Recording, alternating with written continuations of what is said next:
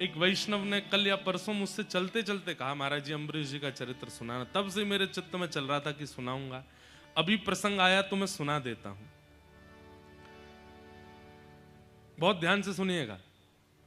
एक अम्बरीश नाम के एक छत्र सम्राट राजा थे, और इनके राज्य में कितना आता था? बोले तीनों लोक, सप्तद्वीप। पृथ्वी पर 7 द्वीप हैं, जिसमें से एक द्वीप पे हम लोग रहते हैं, जिसको जम्बू द्वीप कहते हैं। ऐसे 7 द्वीपों के राजा, रसातल के राजा, पृथ्वी के राजा, भूमंडल के राजा, तीनों लोकों के राजा थे। कौन? अम्बरीश। इनके दरबार में केवल मानवों की भीड़ नहीं होती थी, रसातल के गणों की भीड़ भी होती थी, देवताओं की भीड़ भी होती थी, सबका समाधान करते थे ये। ऐसे अम्बरीश राजा। लेकिन इनकी भक्ति पर ठाकुर जी बिक गए। कैसी भक्ति? जीवन में भक्ति ऐसी आई कि अम्बरीश महाराज अपने ठाकुर जी के छोटे से छोटे और बड़े से बड़े सारे काम स्वयं करते थे, कोई और सेवक नहीं था। व्यक्ति जब बड़ा बन जाता है तो 10 काम करने वाले 20 लोग होते हैं। भोजन बनाने वाले 2 लोग, सफाई करने वाले 5 लोग, गाड़ी चलाने वाले 4 लोग, कपड़े प्रेस करने वाले 3 लोग। बड़े बन जाते हैं तो फिर लोग भी बहुत हैं। घर में रहने वाले लोग 2 और कार्य करने वाले लोग 100। ऐसे ऐसे घरों में भी गए हैं। इतना विशाल घर, रहने वाले 2 ही लोग हैं, पर काम करने वाले 100 लोग हैं। लेकिन अम्बरीश महाराज जी की एक विचित्रता थी कि इनके राज्यपाट के काम करने वाले तो लाखों लोग थे, लेकिन ठाकुर जी की सेवा का A to Z सारा काम अम्बरीश महाराज अपने हाथ से करते थे। A to Z का मतलब, वस्त्र भी स्वयं सिलते थे ठाकुर जी के, भोजन भी स्वयं बनाते थे, आटा भी स्वयं गूंदते थे। भागवत जी में तो ऐसा भी वर्णन आता है, इनके चरित्र में वर्णन करते हैं आचार्य चरण, कि पूरे 24 घंटे में केवल एक बार मुकुट पहनते थे सिर पे, और वो मुकुट पहनते थे जब सभा में जाते थे। सभा में जाके सभा को संबोधित करते, सबके कार्य आदि करने के बाद उसके बाद मुकुट उतार देते, स्वाफा अपनी कमर पर बांधते, सिर पर एक पगड़ी पहन लेते, और कंधे पर एक स्वाफी रख करके हाथ में ली झाड़ू, और लग जाते अपने ठाकुर जी की सेवा में। मंदिर धोना, मंदिर साफ करना, ठाकुर जी के वस्त्र बनाना, ठाकुर जी के लिए नए नए। पत्नियों को भी अधिकार नहीं था कि ठाकुर जी की सेवा में झांकें। उनसे कहा तुम अपनी सेवा करो, हमारी ठाकुर जी की सेवा में कोई नहीं आएगा।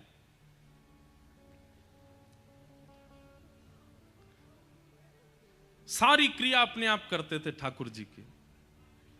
इत्र भी स्वयं बनाते थे ठाकुर जी के लिए, बाजार से खरीदा हुआ नहीं। ये बात हम आपको इसलिए बता रहे हैं, सेवा घर में आ गई है, प्रयास करो ज्यादा से ज्यादा ठाकुर जी की सेवा में घर की वस्तु का प्रयोग हो, बाहर की नहीं। यह भी एक सेवा का स्वरूप है। आप सब कुछ स्वयं सिद्ध करके ठाकुर जी को धराते हैं। ठाकुर जी को पता तो चले कि आप उनसे मिलने के लिए और उनकी प्रेम लक्षणा भक्ति प्राप्त करने के लिए कितने उत्सुक हो।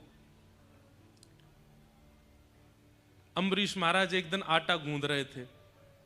सप्तद्वीप के राजा, तीनों भुवनों के राजा आटा गूंद रहे हैं।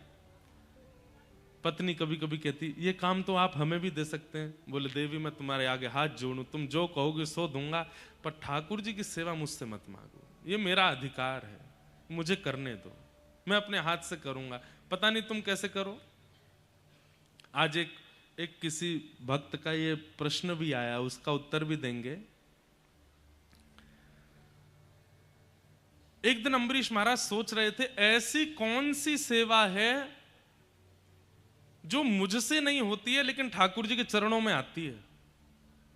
तब विचार करने लगे, मंदिर मैं साफ करता हूं, वस्त्र मैं बनाता हूं, इत्र मैं लगाता हूं, चंदन मैं घिसता हूं, यहां तक कि ये तक सोच लीजिए कि जो ठाकुर जी की भोग में पदार्थ आते हैं उनकी खेती भी स्वयं करने जाते हैं। स्वयं ही सब्जी बोते हैं, स्वयं ही धान लगाते हैं, स्वयं ही आटा आदि सब कुछ स्वयं ही करते हैं, कोई बाहर की वस्तु नहीं। मतलब धनवान होने का, राजा होने का, इससे बढ़िया उनको कोई और कारण नहीं लगा कि मेरे पास सब कुछ है तो सब कुछ ठाकुर जी को लगा दूं। एक दिन मन में विचार करने लगे, कोई एक सेवा तो ऐसी है जो मैं नहीं करता हूं लेकिन फिर भी ठाकुर जी के पास जा रही है।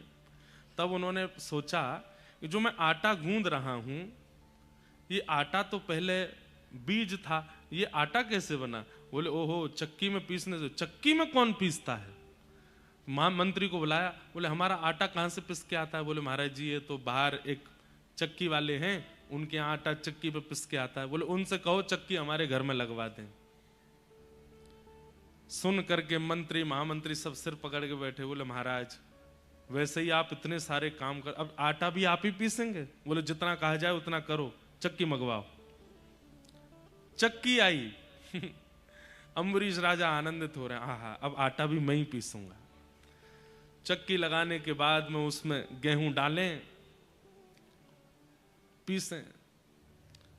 पूरा राज्य हैरान है। बोले कैसा?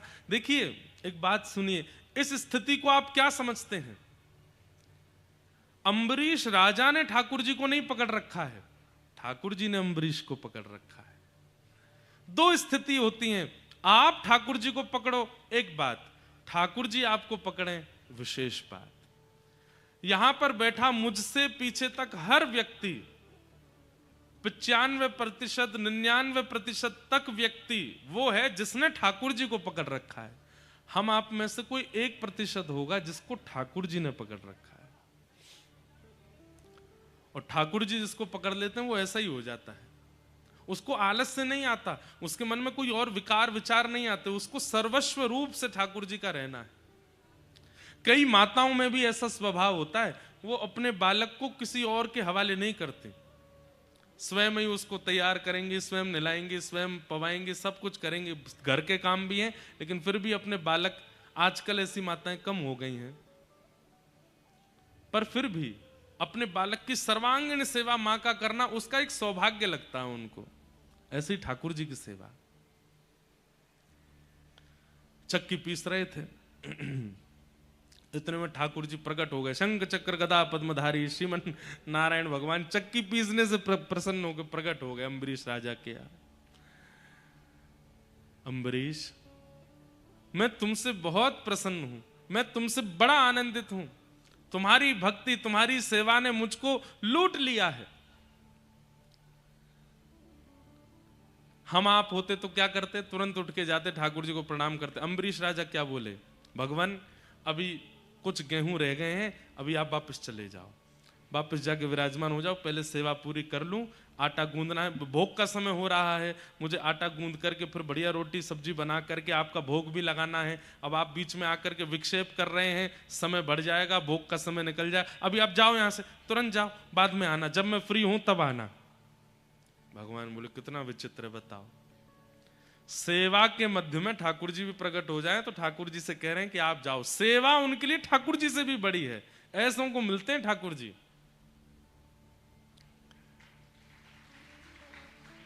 एक दिन अम्बरीश चक्की पीस रहे थे, तभी ठाकुर जी आ गए। सामने नहीं आए, बोले सामने आता हूं तो डांटता है मुझको, पीछे आ गए और पीछे खड़े होकर के देखा भगवान ने कि अम्बरीश राजा को इतने पसीने आ रहे हैं और पूरा शरीर जो है पसीने में हो गया चक्की पीसते पीसते, और ना कोई पंखा है ना कोई हवा है। सेवा में अपनी सेवा कराना ये भी सेवा अपराध है। ठाकुर जी की सेवा कर रहे हैं, तुम मेरी सेवा करते रहो, ये भी नहीं। तब भगवान ने मन में विचार किया और अपने पटका से ठाकुर जी ऐसे हवा करने लगे। तभी अम्बरीश जी ने देखा कि उनको चंदन की सुगंधी आ रही है। आहा, बड़ी सुंदर सुगंधी, बड़ी सुंदर व्यार हवा की आ रही है। थोड़ी देर के लिए रुक गए, अचानक नेत्र खोले, मेरी सेवा रुक गई, कौन कौन हवा कर रहा है? पीछे देखा तो ठाकुर जी हवा कर रहे थे अपने पटका से। अम्बरीश, तुम इतनी सेवा करते हो, देखो कितने पसीने आ रहे हैं। भगवान, मैं ये सेवा आपको प्रकट करने के लिए नहीं कर रहा, आपको प्रसन्न करने के लिए कर रहा हूं, ताकि आप राजी रह करके खूब प्रेम से प्रसाद पाओ, सो उठो, स्नान करो, खूब आनंद करो, मेरे राजभवन से कभी ना जाओ। इतने प्रसन्न रहते हैं ठाकुर जी अम्बरीश राजा से।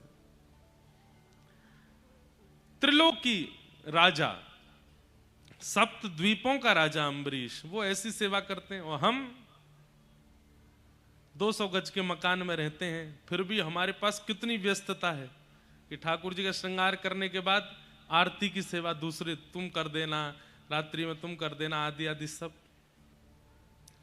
ठाकुर जी की सेवा स्वयं हो, संपूर्ण स्वयं हो।